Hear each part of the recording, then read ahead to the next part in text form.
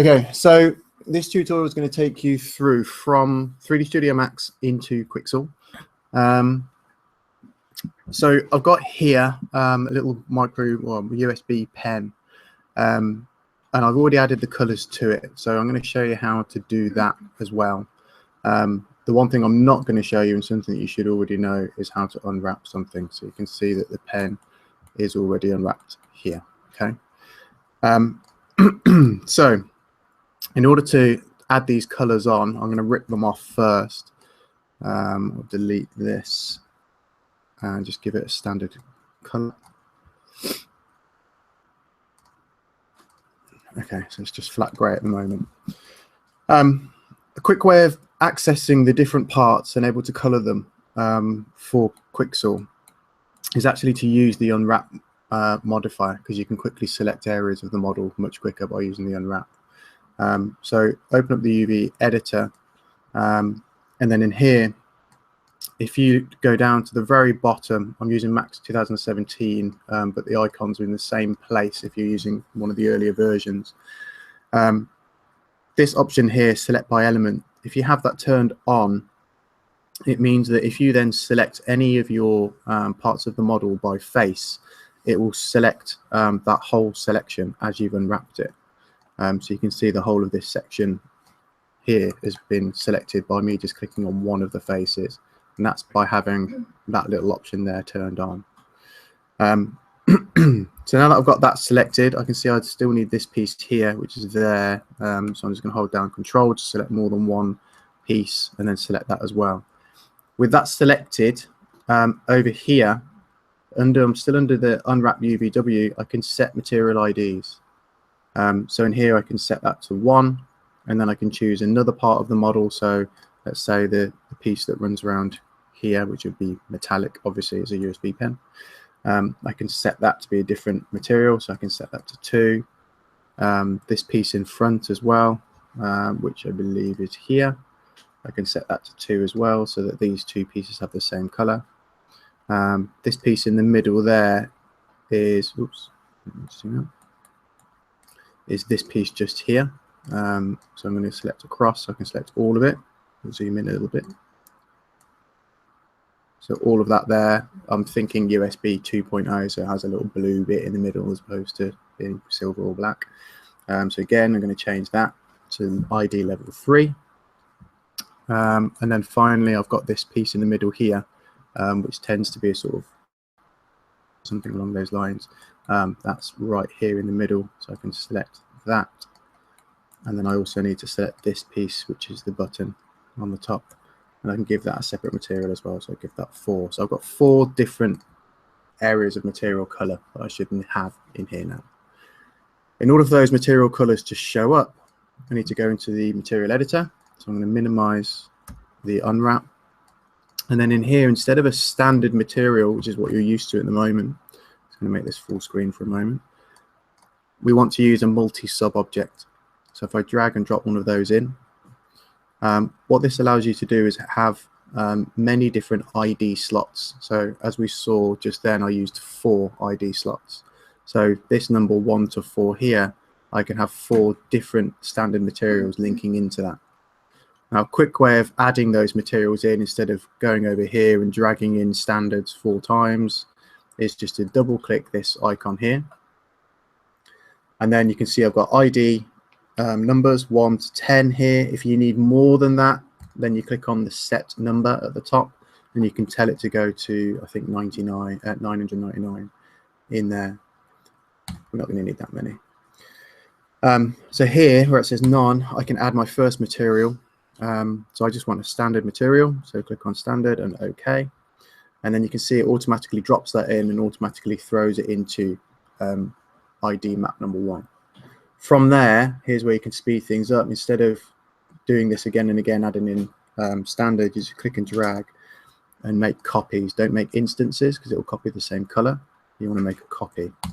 So do that as many times as colors you're going to need. So I need 4. And then again, instead of having to go into these individual material slots and changing their colors, you can change them very quickly by clicking these gray boxes here and choosing a color. So I'm going to choose bright red for 1, jump in and choose blue for another. Green. And yellow. Okay, so it automatically gives those for us. That then, when applied to our mesh, will give it the colors based on the ID maps that we've chosen for it. Okay. So I can see an issue just in here. So this bit in there, I don't want that to be the same color as this piece. So obviously didn't select that properly before. So I'll go back into my unwrap and find that section. Where is it? So it's this piece here. And we can change that ID map to, I think it's either 2 or 3. Okay, so it's ID map 2. And then I also need these pieces, which are here. And change those to 2 as well. Okay, so that's it. That's the simple setup. So Quixel now knows that there's 4 different colors and to put different materials onto those 4 different colors. So the last thing we do in 3D Studio Max is we need to export the actual object. It's going to be exported as an OBJ. I tend to find OBJs work better in Quixel than FBXs. You should be able to use both. But I've always hit a few more problems with FBX than I have with OBJ, so I use OBJ. So if we come up to the file menu, number 3 for 3ds Max, go to hover over export, export selected. I tend to always hover over and do export selected in case there's something else or something hidden in my scene that I don't want and isn't there. So export selected usually works a lot better. Obviously, make sure you know where you're saving things. So I'm going to save it into USB stick. Change my file type to OBJ. Right over that one. Yes, I want to replace it. In here, the only thing that's important when we're exporting to Quixel is faces here. Make sure it's set to triangles. For those of you who have been using ZBrush or Mudbox, you'll know that these faces need to be changed to quads. But for Quixel, it's triangles. Okay. Hit export. If you've got any problems at all, they'll flag up here. We won't go into what problems you can find. You could end up with some problems, but that will be based on your 3D modeling, not on anything else. Hit done. Okay. The last thing we want is these colors. We want to export these colors from 3D Studio Max into a map. So press 0 on the keyboard. And you'll get a render to texture dialog box. You can also find that by clicking on rendering and then going to render to texture. Okay. Right at the very top is your output. So this is where the file is going to save. So mine's saving to desktop and in a folder called USB stick. Okay. Scrolling further down here, box 001, it should be renamed, but that is the name of my item. Let's rename it.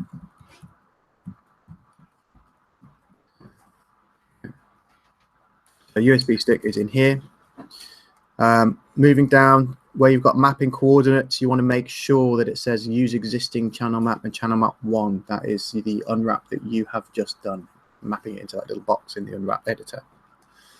Down here, this won't be there. It'll be completely blank. So in the output, you're kicking out the diffuse map. So click on add, then diffuse map, add the element. Okay. Once you've done that, you get this option here. This is where you can choose the size of the map that you kick out into Quixel.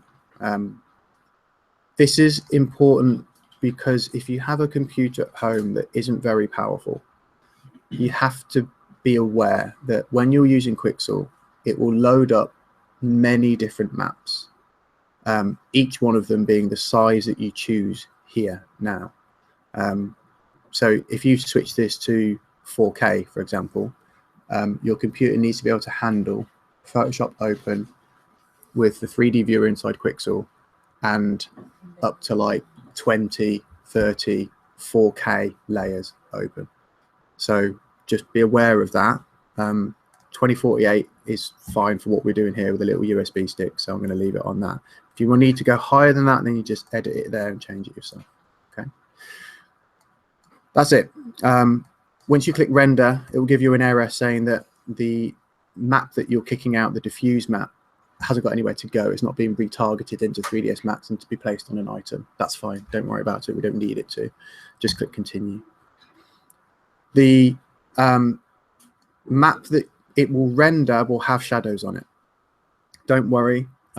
It won't have shadows on it when you open it in Quixel. It will be completely flat. And it's very important that it is completely flat because Quixel uses the color in order to place a material onto it. Okay, we're done with 3ds Max. Probably should have saved that just in case, but hey. All right, so Quixel opens up within Photoshop, which is kind of the first thing that you'll notice. It opens up straight away in Photoshop. You literally go to your file menu, double click on Quixel Suite, and it will load Photoshop first. And then after it's finished loading Photoshop, you'll notice that there'll be this little box here. Okay, so it's like a plugin. We're going to use DDO, so DDO. NDO allows you to play with normals and normal maps. It's very, very powerful, but I'll go over all of that another day. For now, DDO is what we want to use. So once you've clicked on it, it will give you this quite long dialog box, which is where you import all of your meshes and any materials that you've already created outside of Quixel.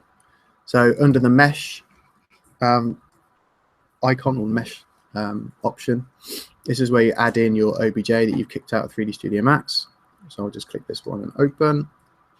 And then the second option here, ID map. This should be the one that we've kicked out from 3D Studio. So if I click on this USB diffuse map, open that, it will give you a preview of what it looks like. So we can see there's our buttons and everything is completely flat, total flat color, which is perfect. If you've rendered out an ambient occlusion map, which you can do in 3D Studio Max by using the same render to texture, you all should know that by now, then you can add in that ambient occlusion map in here. Same goes for normals. If you've already created your own normal, so let's imagine for a moment that this USB stick has got stenciled into it, into the plastic, the name of something, then you could add a normal map in for that. But we can create normal maps inside Quixel as well anyway. Just here, where you've got your resolution, it's 2048 by 2048 and auto's ticked, okay? This is where I was saying, whatever you kick out of 3D Studio Max, when it loads in that first material ID, it then sets out the rest of the project based on that. So it sets out mine based on 2048. I can change it. I can turn off the auto and switch this to 4096 if I wanted to, or 1024. And you can do that on the fly. So if you build an entire thing out of 2048 and then decide later on that you want the whole project to be upped to 4096, Quixel can do that for you. Okay. Last thing, we as a college, we use Unity. The metalness workflow is the default on mine. It probably isn't on yours when you first start it. Just click the drop down, scan down for it. You want Unity 5 metalness workflow. The metalness workflow is the Unity standard. You know, when you see the materials inside Unity, it says standard. That's metalness workflow. Okay. If you switch it to just Unity 5, then it means in Unity you need to change it to their other option, which I think is specular or something like that. Anyway, metalness workflow, keep it on that. We're done. The last thing, very at the bottom here, where it says save in, that's where it's going to save your entire project for Quixel. I'll come to how to open and close projects in a second, but that's where it's going to save it. Okay. Hit create. Depending on how complicated your 3D model is, this bit takes a little bit of time. Mine's fairly simple, it's just a little USB stick, so it shouldn't take too long. Once it's done, it will give you a little box that says like ready to go or something along those lines. Let's get started. Click on OK. And then we want to open the 3D viewer, which is the little number 3 in a blue box in this top thing up here. Once you've done that, it'll open up a new window within Photoshop again still. which shows you the 3D view of your object. So here's my USB stick in 3D. Okay. So to see whether everything's working as it should, if you hold down C when you're inside this window, you will see the colors on your mesh. Controls for moving around in Quixel, sorry, are middle mouse button, scroll wheel will pan left, right, up, down, and zoom in and out. Holding down Alt on the left mouse click will allow you to rotate around it. They're the Maya controls, I believe. And then holding down Alt and the right-hand mouse button will also kind of track in and out as well. If you've got a fairly more complicated asset on here, or you have created your asset in 3D Studio Max and not centered it in the world, 000'd it, then you click on this little mesh centric option at the top here, and it will center the object on the screen for you. So it means that you're not rotating around and it kind of goes behind you, sort of thing, which is always horrible. There's lots of other things that we can do inside here, like playing with lighting or adding sort of camera effects and things like that, but we'll jump back to that in a moment. So adding in some textures. If I hold down C so I can see the colors, if I hold Shift at the same time or just afterwards and then click on any of the colors on the asset, it will then take me into a window where I can choose materials. So let's click on the red, and it pulls me into this new dialog box, which over the various versions of Quixel have worked really well, and others have worked terribly. I remember one version of it where this window was so big that you couldn't see anything. It was ridiculous. They've fixed most of these problems now. So there's loads of default materials inside Quixel. You can see there's lots of little arrows that kind of point down, and there's lots of others inside those. Where you see the numbers 1, 2, 3 are the various different material types. And then the drop downs inside those are various types of that. So for example, metal, and then there's oxidized metal, painted metal, pure metals, etc., etc. Our little USB pen, I guess, should be plastic. So if we click on number 3 to find all the plastic options, and then in here, these are all my different types of plastic that I can use inside Quixel. I'm going to choose something relatively shiny for the outside. Let's go with that.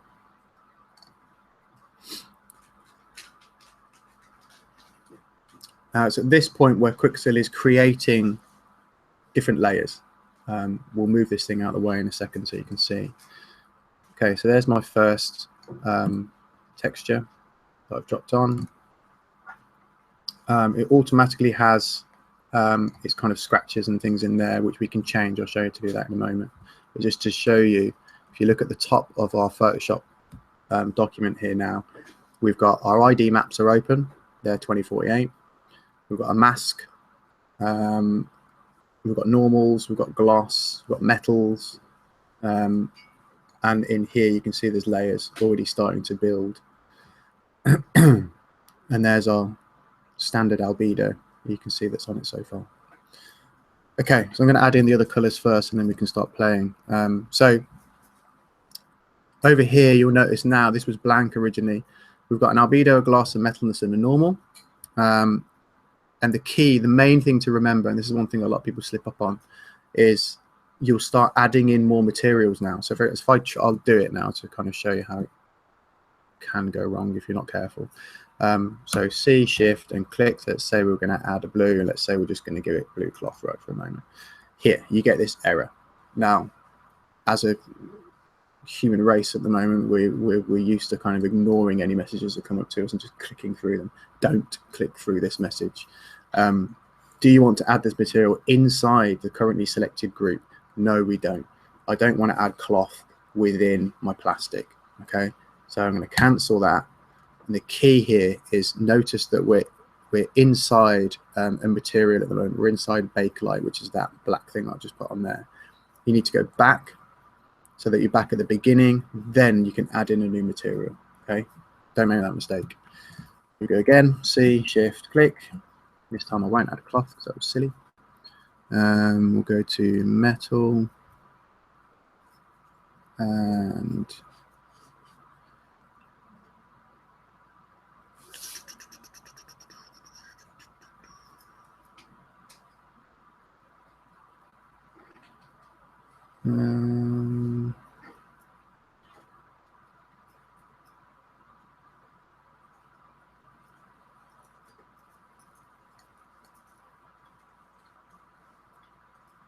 shiny written. Go for it. When you're modelling with selected different elements in your model, Quixel won't apply materials to the whole thing. Like it goes through group by group on the meshes, and then you read like the materials. I'll probably come across that in a bit.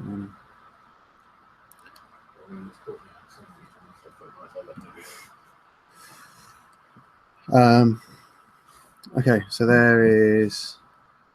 Oh, by the way, I'm moving my light around by holding down Shift and right click, and kind of panning left and right with the mouse whilst holding down Shift and right click, just so I can see a better look of what the materials are looking like on the asset. Okay, moving on. Let's do the bit in the middle. So C, Shift, click. Well, we might as well be silly. This is just a test. No, we won't. I'm gonna be serious. I always end up doing that and regretting it. Yeah, you do. What color is it? No, the bit that's like that USB 3 bit. That USB, is it USB 3? It's USB. Whoa, look, see, almost made that mistake again. Almost clicked OK. Cancel. Go back. Add that down. Very cyan, isn't it? Then? Oh, is that the new one? Okay. Yeah. We'll just go with this. Dun, dun, dun, dun, dun, dun, dun, dun, dun, dun, dun.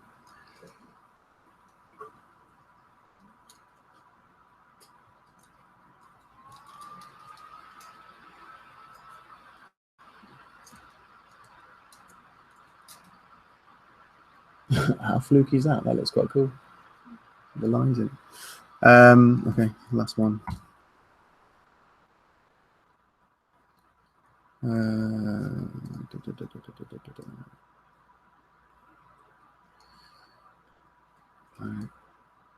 Let's do white.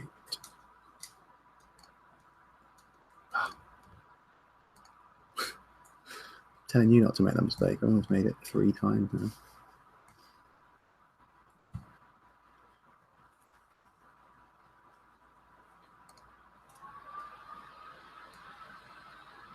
I can't see if anyone's making any comments on the video because I'm not looking at it. I think people like Govey were going to watch it from home.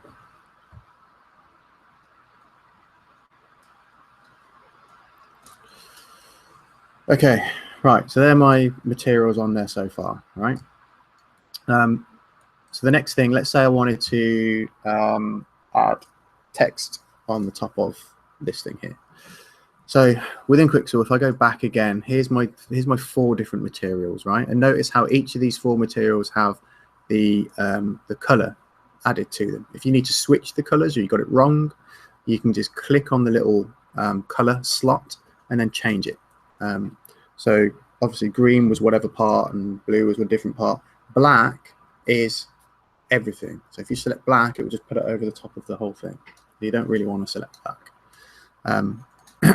If you add a new material in right now, so from the offset, and you don't do the hold down C and Shift to be able to see the colors, if you just came over to here and added in a new material, a smart material here or a standard material there, it will place that over the entire object as well.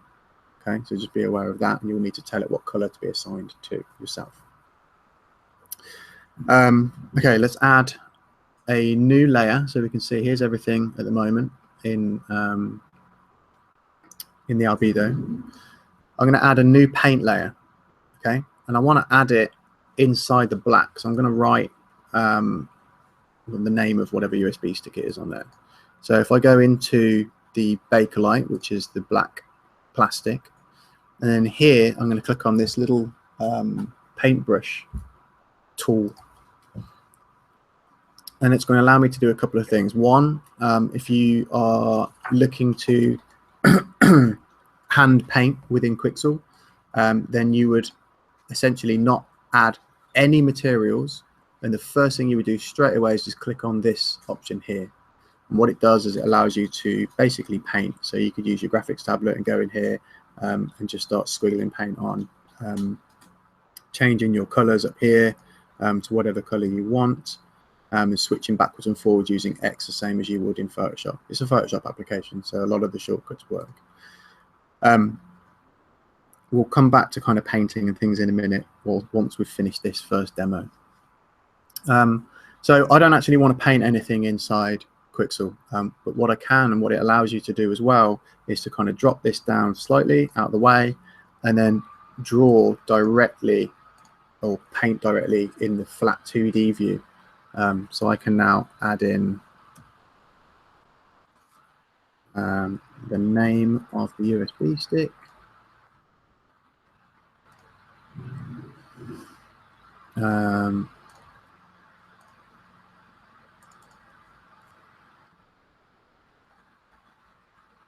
Rotate that 90 degrees.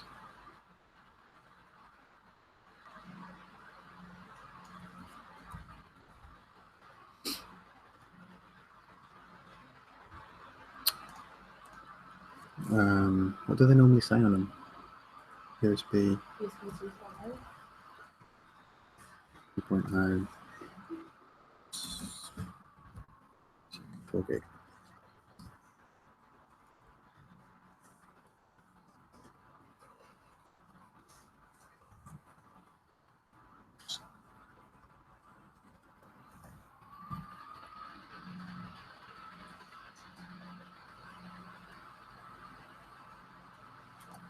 Okay, whack that in there.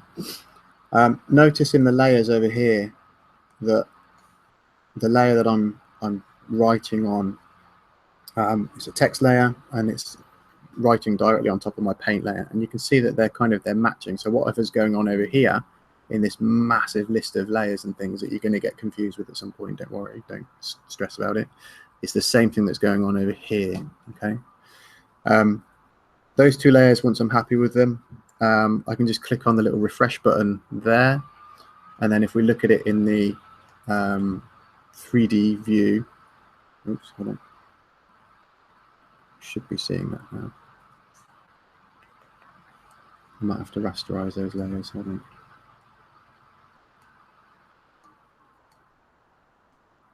Yeah.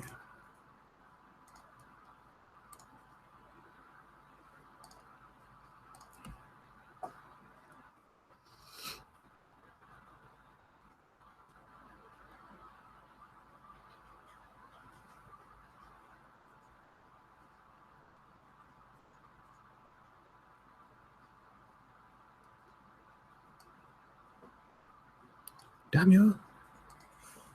Let's try that again. Not sure that didn't work.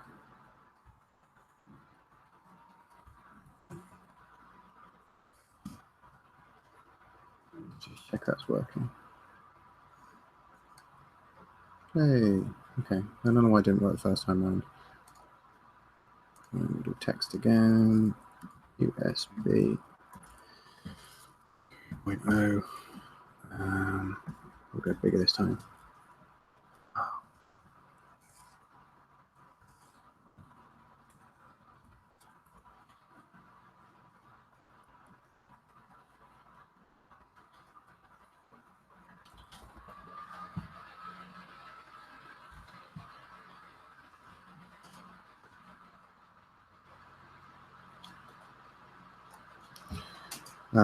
Okay, that should have worked this time round. There we go. Okay, so that's how we can add in your own details, so your own albedo details. Next, we probably want to perhaps kind of mess this thing up a bit more. Let's say it was a bit dirtier, or it had more scratches on it, or how to edit or improve or take away scratches. So we'll start with, we're sat in the black section already at the moment, so we'll play with that one first. So I've got two paint layers. One's the USB 3.0 and the other one is the bit that says Cruiser.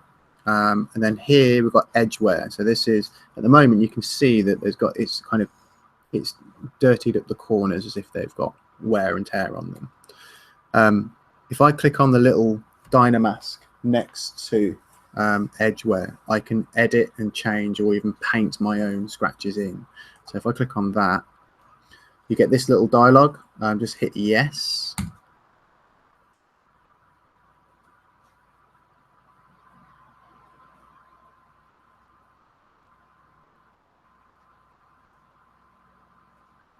And then you get a set of kind of presets options. So there's things for like kind of, it looks at the 3D model and it understands where the edges are, for example. Whoops, I didn't matter. It looks at where the edges are, for example, and it can kind of put in creases or put in scratches in those areas. There's lots of options as if, you know, you've had stuff kind of dropped on it from above, whether it's been bleached by the sun, for example. Oops, okay, well I clicked it, so let's see what it does. So it adds in sort of additional scratches in areas. So this one's scratched it as if it's been sun bleached, supposedly. And depending on the asset and depending on where the curves are on it, it will, for example, the sun bleached one, it will scratch off a lot of the paint on the very highest points, and then it will leave it on the bottom areas as if the sun's hit it from that point. For each of these presets, you can go in and kind of adjust them and adjust the sort of things that does. So tightness, I think, does quite big changes in terms of how much it's affecting the asset. So if I change tightness to quite high, it's going to bleach a lot more of it. Okay. It's at this point where you can notice that I've got a little brush tool in my on my mouse as well at the moment. I keep accidentally wiping bits off. I can go in now and kind of add and remove bits of the scratches or the rust, or the, in this case, wear and tear. Within your brush, you've got lots of presets here. So where you've got this circle, if you click that, you can either change its size and spacing and all that sort of thing, or you can choose any of these standard brush types that we have in here. The list is quite long, so you can just jump in and choose what you want. I quite like these leakage brushes. They're quite cool. In order to navigate and move around the brush inside Quixel, if you hold down B for brush and the right mouse button, you can make the brush bigger or smaller. And then holding down B and using the left button allows you to rotate the brush around so you can get it into the angle that you need before applying that bit of stamp. You'll also notice that my brush is kind of, it's moving and deforming based on the, what would you call it? Yeah, the angle of the mesh or the surface. So if you don't like that and you want to keep it just flat, then it's just this little button up here. You can turn it off, and now my brush will stay flat all the time. Quite like having the angle on so you can go around the edges. So let's spin the object upside down and move the light. Hopefully we can, oh, I can't see it from upside down. Okay, fine.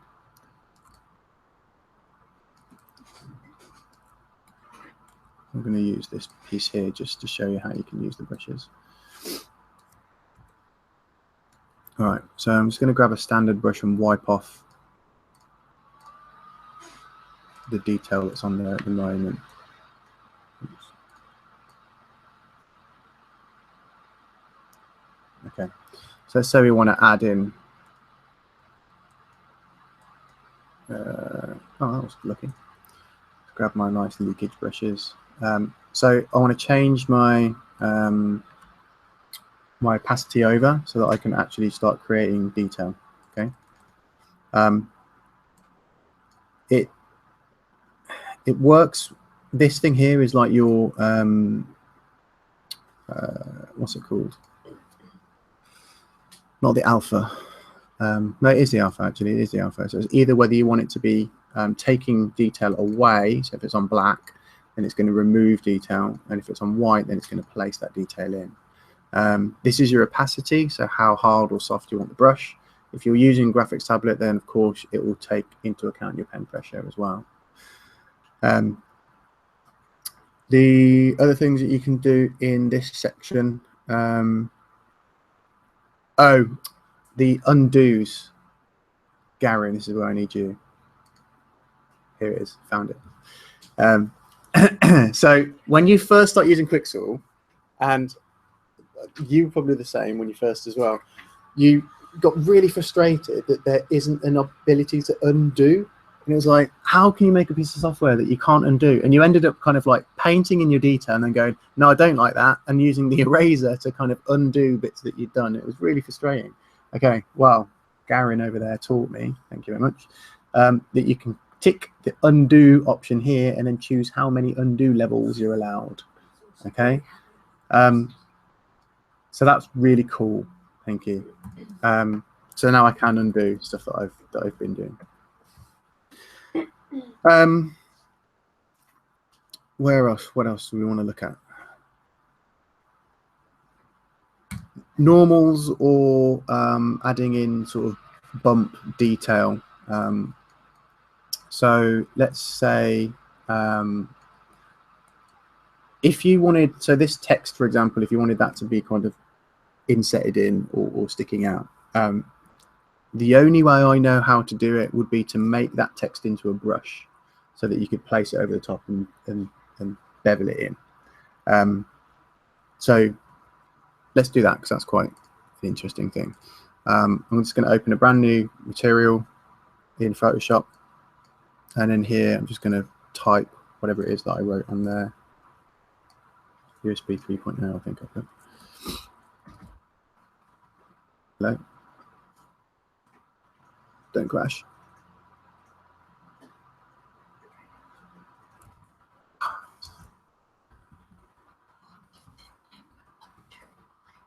What's it called? Box.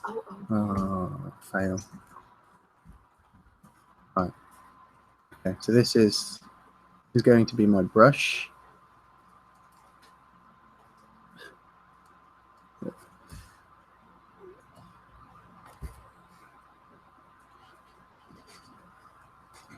We're running really slowly.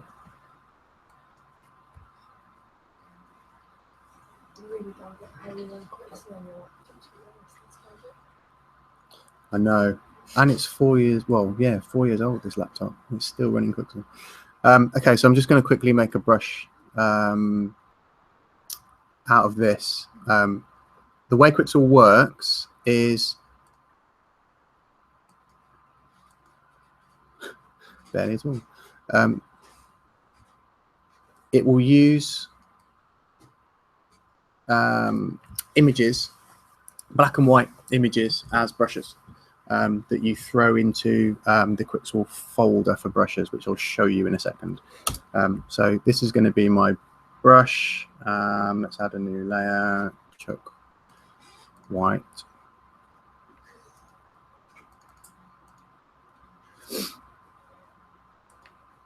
So slow. White onto it. I'm going to rasterize that guy, collapse it, and invert it. Okay, so white is the paint, white is whatever it is you're going to paint, and black will be invisible. So I'm just going to save this as my USB brush,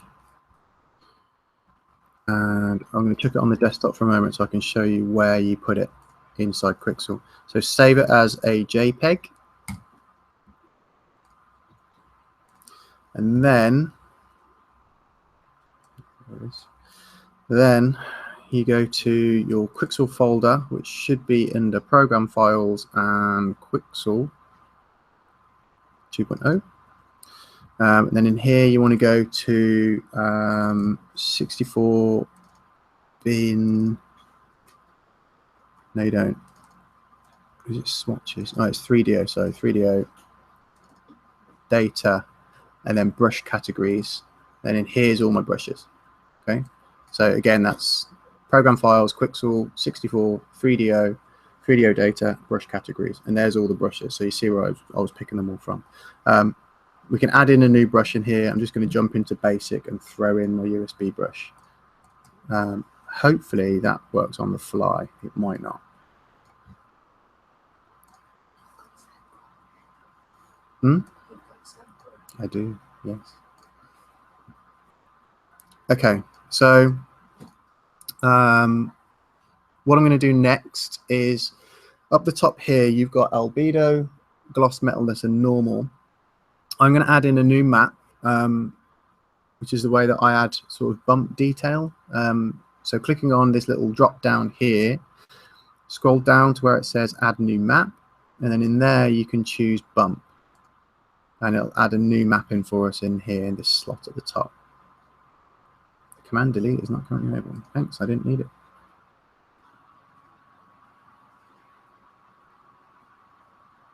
Hello.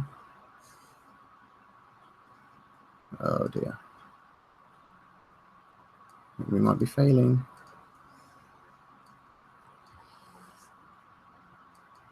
Come on, Quixel. You can do it.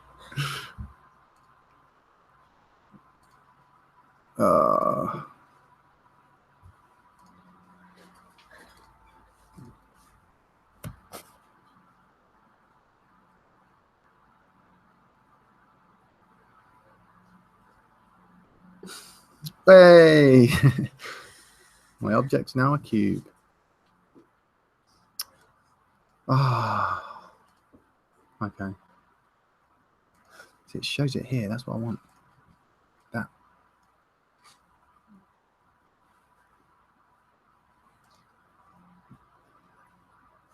I've got no way of saving it either at the moment. It's not the right project. God damn it.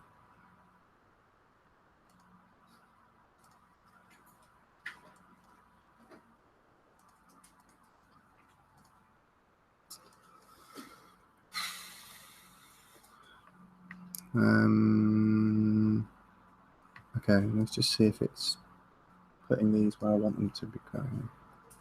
There's my USB stick folder.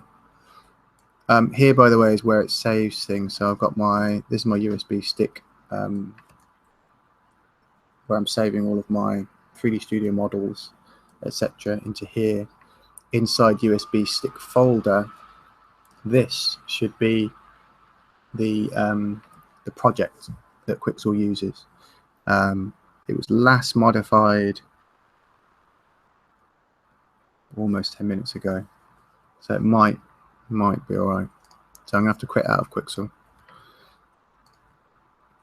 because it's not helping me. Oh, I probably wanted to say yes on that, didn't I? Actually, no, I don't.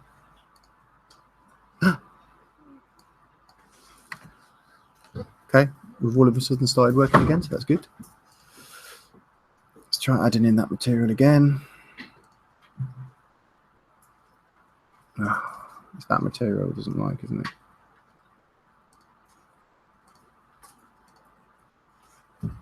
That's a shame.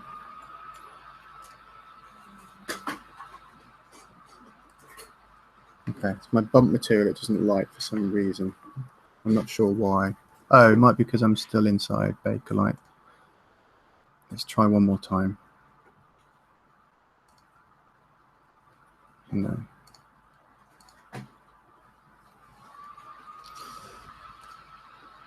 Okay.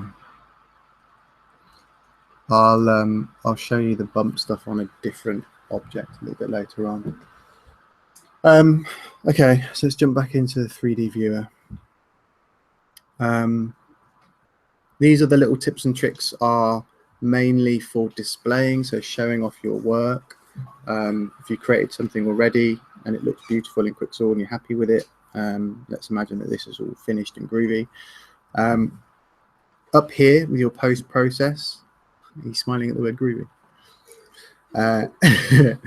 Under post process here, you click the little drop down.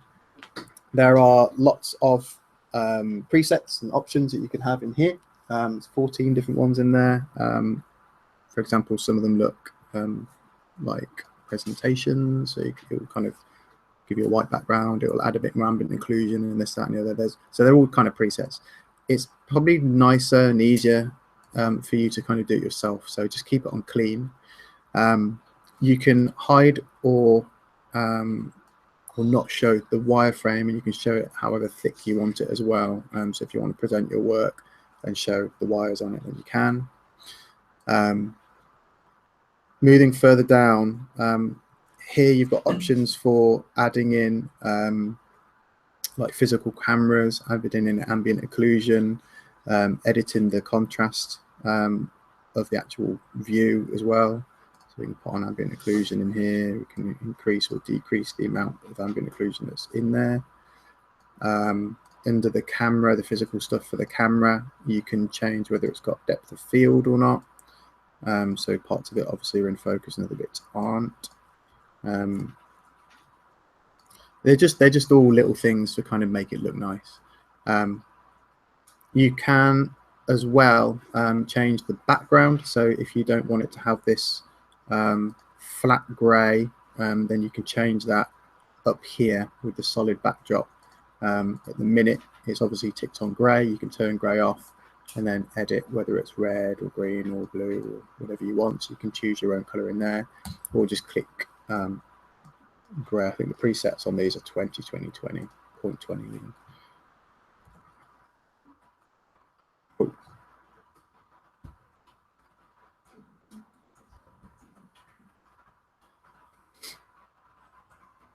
Oh, what's it showing? Nothing. There's like no invitations. Oh dear. Okay, cool. What else?